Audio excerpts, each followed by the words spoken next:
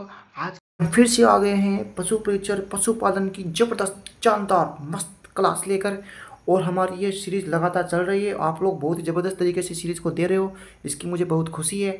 और आप हमारे चैनल को भी सब्सक्राइब कर रहे हो, इसकी मुझे बहुत खुशी है। आप वीडियो को शेयर कर रहे हो, इसकी मुझे बहुत खुशी है। आप कमेंट भी कर रहे हो, ठीक है ना। तो चलिए स्टार्ट करते हैं, ज़्यादा फालतू बकवास न करते हुए वीडियो को सीधे डायरेक्ट ऑन द स्पॉट हमला करते हैं वीडियो के ऊपर।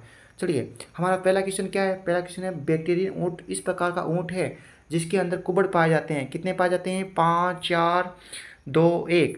तो बैक्टीरियन ऊँट के अंदर 2 कुबड़ पाए जाते हैं, ध्यान में रखना। अगला प्रश्न, अगला प्रश्न है, इनमें से विदेशी गाय की नस्ल कौन सी है? इनमें से विदेशी गाय की नस्ल कौन सी है? तो कौन सी है? जर्सी। जर्सी जर्सी सर्दी आ रही हो ना, जर्सी पहनोगे सभी सर्दियों के अंदर, तो जर्सी से नाम आएगा। कौन सी विदेशी गाय की नस्ल कौन सी है? जर्सी, ठीक है ना। अगला प्रश्न, बकरी की कौन सी नस्ल को विश्व में दूध की रानी कहा जाता है? कितना अच्छा क्वेश्चन है। टोगनबर्ग, बीटल, सारनी, Saanen. Very very important question of exam, ठीक है ना। बकरी की कौन सी नस्ल है जिसे विश्व में दूध की रानी कहा जाता है? तो कौन सी है? सानने। अगला प्रश्न, भारत में सबसे ज़्यादा पशुधन कौन से राज्य में पाया जाता है? तो उत्तर प्रदेश। कौन से में? उत्तर प्रदेश में। अगला प्रश्न, बीसी पशुगणना में सबसे ज़्यादा कौन सी पशु की वृद्धि हुई है?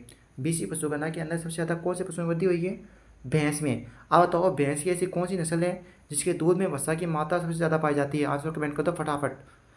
और एक पर्सन और कमेंट करना कि भैंस की ऐसी कौन सी नस्ल है जो सबसे ज़्यादा दूध देती है। अगला प्रश्न, मालवी किसकी नस्ल है? तो मालवी किसकी नस्ल है? गाय की। किसकी? गाय की। अगला प्रश्न, राजस्थान में सबसे कम गाय कहाँ पाई जाती है? राजस्थान में सबसे कम गाय कहाँ पाई जाती है? धौलपुर। तो सबसे ज़्यादा कहाँ पाई जाती है? कमेंट कीजिए।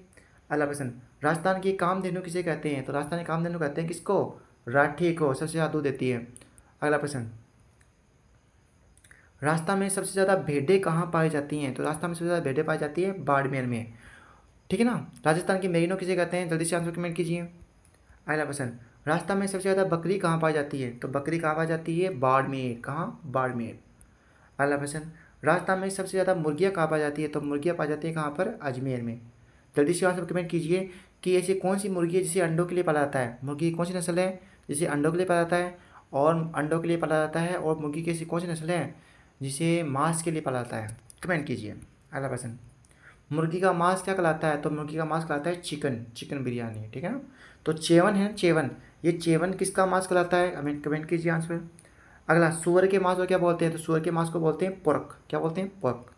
अगला प्रश्न, सर्दी रोग सर्रा रोग किसमें होता है? देखो वेरी वेरी इंपॉर्टेंट क्वेश्चन आ गया। सर्रा रोग होता है ऊँट में। ये क्वेश्चन वेरी वेरी इंपॉर्टेंट है एग्जाम की दृष्टि से। सर्रा रोग किसमें होता है? ऊँट में। अगला प्रश्न, निम्न में से ऐसा कौन सा रोग है जो सभी पशुओं में होता है? तो कौन सा है? टिटनस। अगला प्रश्न, मुख्यमंत्री पशुधन निःशुल्क दवा योजना कब शुरू हुई? तो मुख्यमंत्री पशुधन निःशुल्क दवा योजना शुरू हुई 2012 में। कब हुई? 2012 में। अगला प्रश्न है, राजस्थान में सबसे ज़्यादा भैंसें कौन सी जिले में पाई जाती हैं? तो राजस्थान में सबसे ज़्यादा भैंसें पाई जाती हैं जयपुर। कहाँ? जयपुर। अगला प्रश्न, राजस्थान में सबसे कम भैंसें कहाँ पाई जाती है? तो राजस्थान में सबसे कम भैंसें पाई जाती है जैसलमेर के अंदर। अगला प्रश्न, बीसी पशुगणना के अनुसार राजस्थान में औसत पशुओं का घनत्व कितना है? कितना है? 166 है। अगला प्रश्न, ज्वार का वानस्पतिक नाम क्या है? तो ज्वार का वानस्पतिक नाम है सोरगम बाइकलर। क्या नाम है? Sorghum bicolor. अगला प्रश्न है, कौन से रोग के अंदर पशुओं के मांस वाले भागों में सूजन आ जाती है? कौन सी के अंदर? जहरबाद के अंदर। अगला प्रश्न है, एचएस का टीका कौन से रोग में लगाता है? तो एचएस का टीका लगाया जाता है किसके अंदर? गलघोटू में लगाया जाता है। अगला प्रश्न, प्लेग रोग में कौन सा टीका दिया जाता है? तो प्लेग रोग में दिया जाता है जीटीवी का टीका। कौन सा टीका? जीटीवी का टीका। दोस्तों आपके लिए एक छोटी सी जानकारी ये है कि अगर आप पशु परिचय पार्ट बी मॉडल पेपर खरीदना चाहते हो मात्र 20 रुपये में। कितने रुपये में? मात्र 20 रुपये में। आप चलते फिरते खर्च कर देते हो ऐसे ही ना फालतू चीज़ों के अंदर। तो अगर आपको मात्र 20 रुपये में पशु परिचय पार्ट बी के मॉडल पेपर चाहिए पूरे एक साथ, तो आप हमारे व्हाट्सएप नंबर पर मैसेज लिखकर भेजिए यस का, आपको हम प्रोवाइड करवा देंगे। और हमारे व्हाट्सएप नंबर में आपको हमारे डिस्क्रिप्शन बॉक्स में दे दूंगा, वहाँ से आप यस लिखकर हमारी टेस्ट सीरीज़ को खरीद सकते हो। और वो यकीन मानिए आपके लिए बहुत ही बहुत फ़ायदेमंद होगी। आपके क्वेश्चन है अंतिम समय में रिवीजन करने के लिए बहुत फ़ायदेमंद होगी। तो जाइए जल्दी से और जल्दी से मैसेज कीजिए और जल्दी से टेस्ट सीरीज़ को खरीद लीजिए। टेस्ट सीरीज़ को खरीदने का तरीका क्या है? आप टेस्ट सीरीज़ खरीदने के लिए हमें यस का मैसेज लिखोगे, मैं आपको हमारा QR कोड भेज दूँगा, वहाँ से आप पेमेंट कर देना और मैं आपको तुरंत आपको वो ई बुक भेज दूँगा। ई बुक है, ठीक है ना, ई बुक, ठीक है ना, आपको मैं भेज दूँगा। आप उस ई बुक को पढ़िए अच्छे से मॉडल पेपर की और सारे क्वेश्चनों को बार बार रिवीजन कीजिए, आपकी तैयारी बहुत ही ज़बरदस्त होगी। चलिए बढ़ते हैं नेक्स्ट क्वेश्चन की तरफ। नेक्स्ट क्वेश्चन है, कितनी नस्ल की भेड़ का क्रॉस करवाने पर अभिसान भेड़ प्राप्त होती है? कितनी नस्ल की भेड़ का क्रॉस कराओगे कि एफिशिएंट भेड़ प्राप्त हो जाए? 3 प्रकार की नस्ल का। अगला प्रश्न, मेरिनो भेड़ से एक साल में कितना ऊन प्राप्त होता है? तो मेरिनो भेड़ से एक साल में 5 से 9 किलो ऊन प्राप्त होता है। कितना? 5 से 9 किलो। अगला प्रश्न है, भारत में बकरी की कितनी नस्लों को मान्यता मिल चुकी है? कितनी? 20।